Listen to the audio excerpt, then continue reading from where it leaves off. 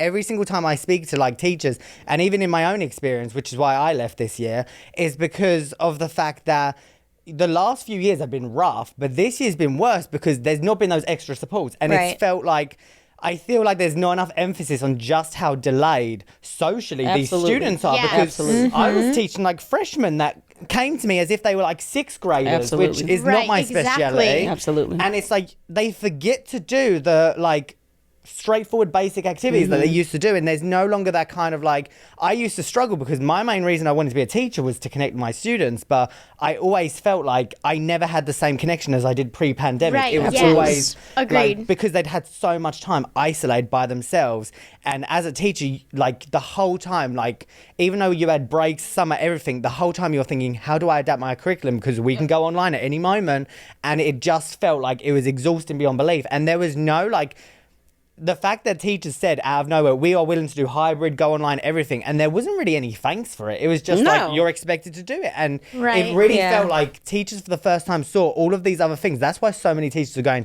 into ed tech. Yeah. Because it's like, they have seen that they're capable of adapting and doing so much stuff. Yes. And I think it's just really powerful to just know, like, if you are a teacher and you're struggling, like, it's so easy to think, I'm an educator, I can't do anything apart from this. This is what I was built to do.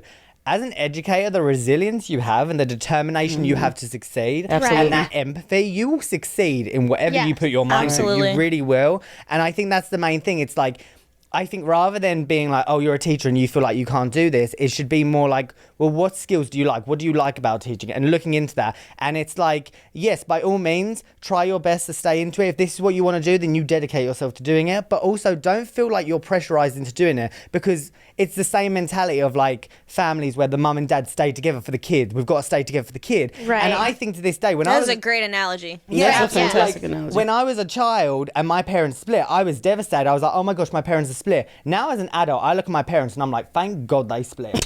Right. I would have been a Exact- hot mess, because that would have just been a It's toxic not a healthy environment for and the kid. I remember in my like last few days where I had so much going on and I was like, I can't balance this.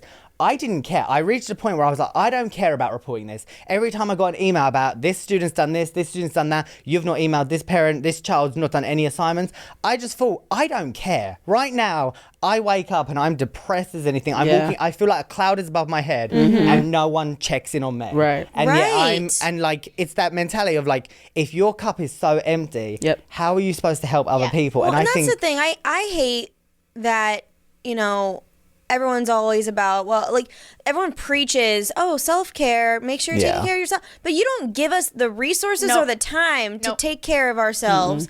And then we just keep piling stuff on people's plates, expecting them to do more Yeah. with less. And it's like, how am I supposed to prepare these kids for the next school year when they're still 3 years behind me? Right. And then on top of that, I'm not talking about my own district because I'm blessed with where I Yeah. teach. I really like where I teach.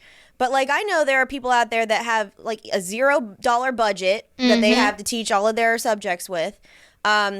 I saw the episode we were talking about the cost of like setting up a classroom and stuff. Right. And one of the other teachers, I didn't even think of this, and I told them, I'm like, I stand corrected. Like they're like high school science. They're like, you know how much stuff I have to buy for a Right. science experience? Yeah. I'm like, I And we did don't not get even a think of budget that. at all. I'm like, that is insane. On top of that, these kids, like you said, they're so behind. Yep.